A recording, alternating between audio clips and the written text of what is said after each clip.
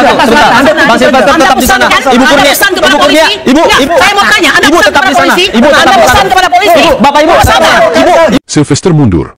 Sifat intimidatif Sylvester ketika berdebat ternyata tak mempan di depan emak-emak. Membawa nama besar pemeran Rambo, Sylvester Stallone, Sylvester Matutina tampak mundur ketika hendak maju mengintimidasi Roy Suryo. Bukan oleh seorang bandit, Sylvester mundur ketika diserang balik Kurnia Tri Rohani, seorang wanita berhijab yang menjadi pengacara Dr. Tifa. Perdebatan yang hampir berakhir dengan adu fisik ini, sebenarnya berawal dari debat antara Sylvester dan Roy Suryo.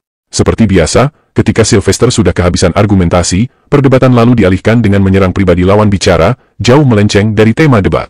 Lalu apa sebenarnya yang menjadi inti tema debat antara Sylvester dengan Roy Suryo yang membuat Sylvester menyerang Roy Suryo, namun mundur ketika diserang balik seorang wanita? Simak di video berikut ini.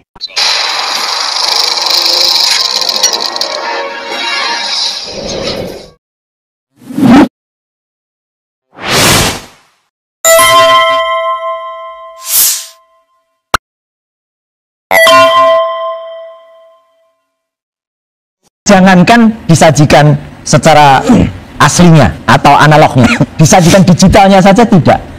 Padahal kami sudah mempresentasikan dan file itu banyak bisa diakses di mana-mana. Kami mempertunjukkan, ini loh ijazah yang dikatakan ditunjukkan oleh Bareskrim sendiri. Jadi bukan hanya sekedar fotokopi, fotokopinya ditunjukkan Bareskrim. Bareskrim saja hanya bisa menunjukkan fotokopi. Kalau Bareskrim sudah pernah meneliti yang asli, dia pasti menunjukkan yang asli. Nyatanya tunjukkan pada saat konferensi pers tanggal 23 Mei itu adalah fotokopi. Ini penyesatan terbesar lagi yang barusan dilakukan oleh Mas Roy saat ini. Kenapa? Waktu disita oleh Bareskrim Mabes Polri itu, ya itu ijazah aslinya. Makanya waktu konferensi pers itu ditunjukkan fotokopinya dan di sampingnya nggak ada ijazah aslinya. Oke. Dan waktu itu juga ya kan sudah ada kan barang bukti ini penerimaan untuk di ijazah aslinya. Ya, itu Mas Roy. Gak ada. Jadi ini penyesatan. Bukan ini orang. Dan inilah yang menjadi awal perdebatan. Roy Suryo menyebut Bareskrim hanya menunjukkan fotokopi ijazah Jokowi saat konferensi pers. Sylvester membantah dan mengatakan bahwa ijazah asli juga ditampilkan di samping fotokopi ijazah aslinya. Makanya waktu konferensi pers itu ditunjukkan fotokopinya dan di sampingnya nggak ada ijazah aslinya. Oke. Dan sekarang mari kita review konferensi pers Direktur Tindak Pidana Umum Bareskrim Polri, Brigjen Juhandani Raharjo Puro pada tanggal 22 Mei 2025 yang menjadi sumber masalah perdebatan antara Roy Suryo dan Sylvester dan membuktikan siapakah di antara kedua orang ini yang berbohong. Benarkah ijazah asli Jokowi juga ikut ditampilkan? Ini adalah cuplikan konferensi pers Bareskrim Polri tanggal 22 Mei 2025 yang berdurasi 51 menit. Kami tidak mungkin tampilkan semua karena terlalu panjang, namun kalian masih bisa nonton sendiri di media-media nasional di channel YouTube. Di sepanjang 51 menit konferensi pers, tampilan layar di belakang Bareskrim Menak tidak terlihat terlalu jelas, karena kamera lebih fokus ke Direktur Bareskrim yang membacakan hasil temuan mereka. Untungnya, banyak media yang juga menampilkan foto-foto tampilan layar di belakang Bareskrim, dan kita bisa mengetahui apa saja yang ditampilkan saat konferensi pers.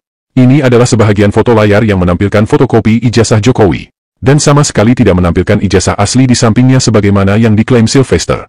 Jika Sylvester klaim bahwa foto ini adalah bukti bahwa Bareskrim menampilkan ijazah asli Jokowi, tentu saja itu keliru, karena tampilan ini hanya untuk menjelaskan bahwa ipar Jokowi benar telah menyerahkan ijazah asli ke pihak Bareskrim. Dan itulah sebabnya, tampilan foto ini kabur dan tidak jelas terbaca.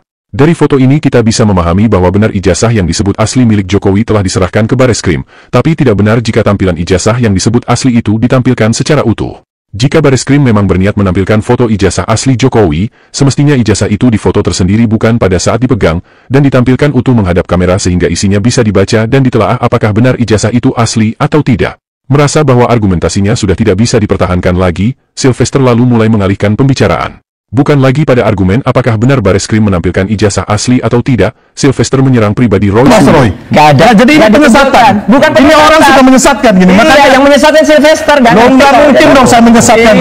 Saya bukan tertuduh. Anda akan jadi narapidana. Gila.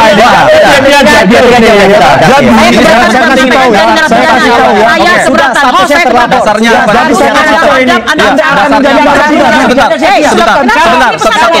Bang Silvester tetap di sana. Ibu Kurnia, Ibu, saya mau tanya, Ibu tetap di sana. Ibu tetap pesan kepada polisi. Bapak Ibu, Ibu tetap di sana. Ibu tetap di sana. Oh, pesanan ya? Ibu tetap di sana. Ibu tetap di sana. Saya mau tanya.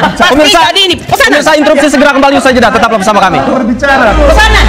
Walau proses masih berjalan di kepolisian, Sylvester sudah menuduh Roy Suryo akan menjadi terpidana. Di sini Sylvester seolah sudah tahu bahwa apapun proses yang dilakukan polisi saat ini, ujungnya hanya akan mempidanakan Roy Suryo dan kawan-kawan.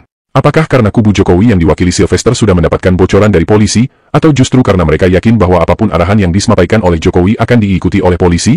Tentu saja pernyataan yang melangkahi proses hukum seperti yang ditudingkan Sylvester Matutina, membuat pengacara yang juga sekaligus ikut terlapor, Kurnia Tri Rohani jadi berang. Semua orang yang mengerti dan menghormati hukum, akan selalu menggunakan asas praduga tak bersalah. Tapi Sylvester yang mengaku sarjana hukum justru tidak memahami prinsip hukum itu sendiri. Demi menundukkan lawan bicara, dia tidak hanya memanipulasi data, tapi sekaligus menyerang pribadi orang lain dengan tudingan yang tidak pantas. Sebagai orang yang terbiasa berdebat, Roy Suryo nampak tetap tenang. Nampaknya dia sudah sangat paham karakter loyalis Jokowi. Jika akal sudah tidak mampu dipakai, maka ototlah yang jadi andalan.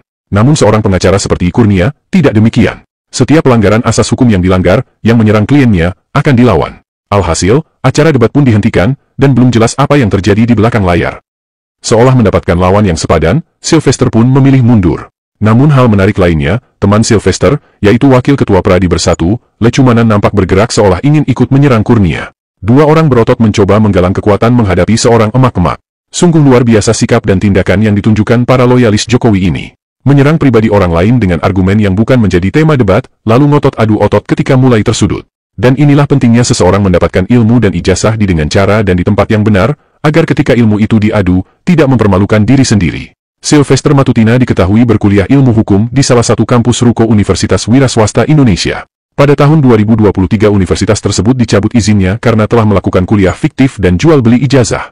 Sementara Roy Suryo kuliah S1 dan S2 di kampus Universitas Gajah Mada. Dan inilah yang mungkin menjadi salah satu faktor pembeda.